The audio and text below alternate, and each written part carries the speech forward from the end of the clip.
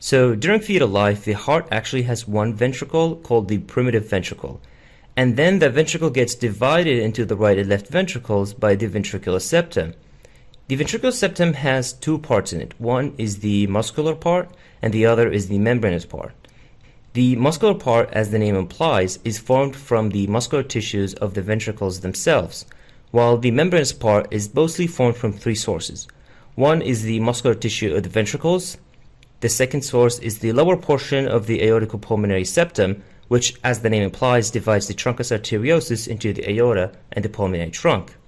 The third source is the endocardial cushions, which are basically the tissue that separates the atria from the ventricles.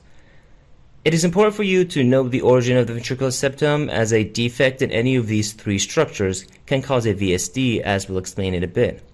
So just to demonstrate this, when we're in embryo, there is just one big artery that is sticking out of our hearts, and it's called the truncus arteriosus. This will then get divided by the aorticopulmonary septum into the aorta and the pulmonary trunk. And as you can see, the lower part of this septum is close to the membranous part of the ventricular septum, and it contributes to its formation. The second source are the endocardial cushions, which, as you can see here, separate the atria from the ventricles, and the parts that's close to the ventricular septum give off cells to form the membranous part.